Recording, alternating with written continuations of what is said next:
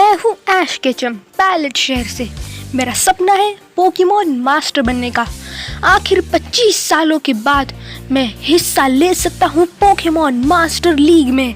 अगर मैं इस लीग को जीत जाऊंगा तो मैं बन जाऊंगा पोकेमॉन मास्टर।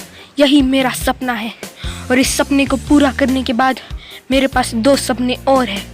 पहला सपना सरीना को अपनी मन की बात बताना और दूसरा सपना मेरे डैड को ढूंढना।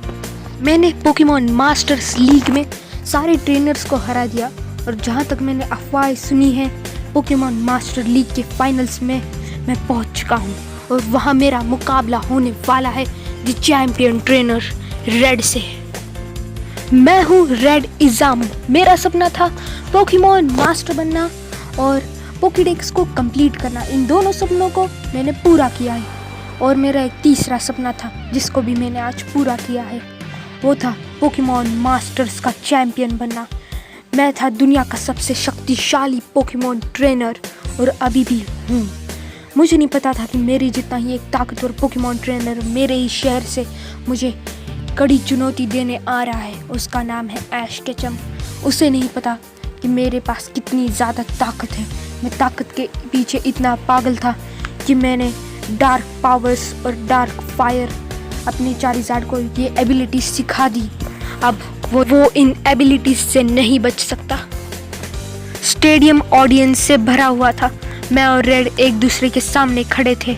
मैंने अपना पोकेबॉल फेंका और रेड ने भी अपना पोकेबॉल फेंका। मेरे सेप्टाइल और इन्फर्नेप ने रेड के 4 पोकेमॉन को हरा दिया। रेड ये देखकर हैरान हो गया और मैंने रेड से कहा, रेड तुमने मुझे इतना कमज़ोर समझा था? मैंने तो सुना था कि तुम दुनिया के सबसे शक्तिशाली पोकेमॉन ट्रेनर हो। अपनी पूरी ताकत दिखाओ रेड। तो रेड ने मुझसे कहा, हाँ अब मैं अपनी पूरी ताकत दिखाऊंगा। और रेड ने म्यूटू को चुना। मैं म्यूटू को देखकर हैरान हो गया। म्यूटू ने मेरे भी 4 पोकेमॉन को हरा दिया और लग भी नहीं रहा था कि म्यूटू को ज़्यादा चोट आई थी। तो मैंने रेड से कहा, रेड तुम्हारे पास भी एक लेजेंडरी है, मेरे पास भी एक लेजेंडरी है, और मैंने चुना सोलगैलियो को। तो फिर सोलगैलियो और म्यूटू के बीच कड़ा मुकाबला हुआ, बट म्यूटू थोड़ा सा थका हुआ था और फिर सोलगैलियो से मैंने आखिरी हमला करने को कहा जिससे म्यूटू हार गया। तभी रेड कहता है, अब तुम देखोगे मेरे आखिरी पोकेमॉन चारिज़ार्ड का कमाल। चारिज़ार्ड मेरा स्टार्टर है। और वो चारिज़ार्ड को चुनता है और अचानक से वो इसे मेगा इवॉल्व कर देता है। मैं मेगा चारिज़ार्ड एक्स को देखकर हैरान हो जाता हूँ। फिर भी मैं कहता हूँ ये मेरे सोलगैलियो को नहीं हरा पाएगा। और फिर रेड कहता है, चारिज़ार्ड इस्तेमाल करो अल्टीमेट डार्क फ्लेम थ्रोवर। मैं पूछता हूँ ये कौन सा मूव है?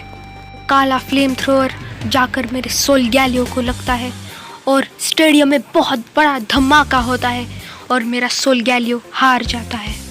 अब मेरे पास सिर्फ एक पोकेमॉन बाकी था, वो था मेरा पार्टनर पिकाचू। मैं अपने पिकाचू को चुनता हूँ बट वो मेगा चारिज़ार्ड एक्स की ताकत के सामने नहीं टिक पाता और फिर मैं पिकाचू को कहता हूँ, जायंटमैक्स पिकाचू। और रेड जायंटमैक्स का नाम सुनकर हैरान हो जाता है और वो बोलता है, मेगा इवोल्यूशन के सामने जायंटमैक्स, ये तो बहुत अजीब बात है ऐश।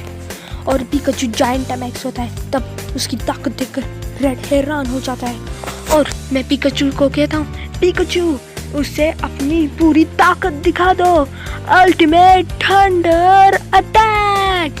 और जब पिकाचू अल्टीमेट थंडर इस्तेमाल करता है तो रेड का चारिज़ार्ड हार जाता है। रेड ये देखकर हैरान हो जाता है।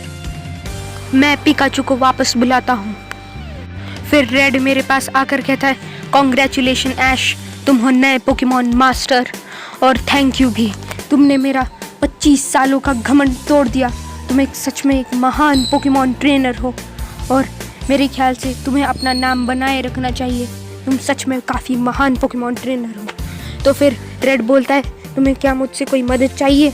मैं तुम्हारी कोई भी इच्छा पूरी कर सकता हूँ क्योंकि तुमने मेरा घमंड तोड़ा है। तो मैं सिर्फ रेड से एक इच्छा मांगता हूँ, क्या तुम्हें पता है मेरे डैड किधर है? तो रेड कहता है, हाँ बट तुम्हें सच्चाई पसंद नहीं आएगी।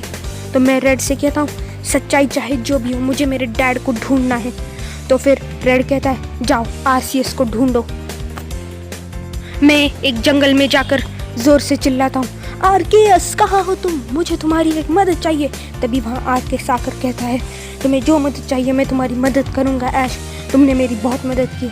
तो मैं कहता हूँ मेरे डैड को ढूंढने में मेरी मदद करो, मुझे बताओ वो कहाँ पर है, तुम तो पोकेमॉन के गॉड हो।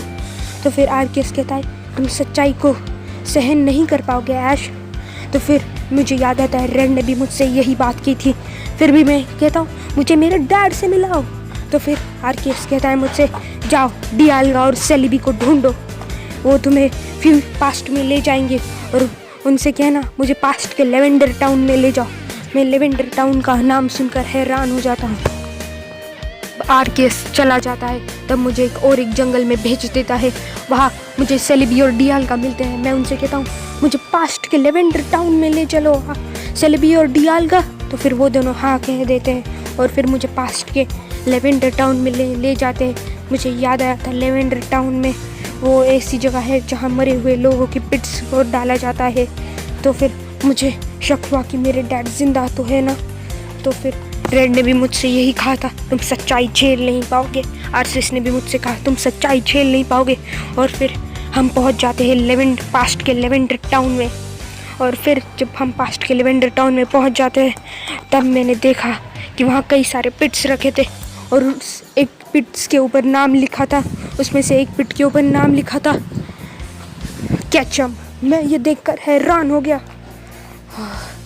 तो फिर मैं आर्केयस को वहाँ पर भी बुलाता हूँ और उनसे पूछता हूँ ये क्या है, मेरे डैड जिंदा नहीं है। तो आर्केयस मुझसे कहते हैं तुम्हारे डैड काफ़ी महान थे और वो एक जंग में मारे गए। वो पोकेमॉन के खातिर कुछ भी कर लेते थे तुम्हारी तरफ और इसीलिए वो जंग में मारे गए ऐश।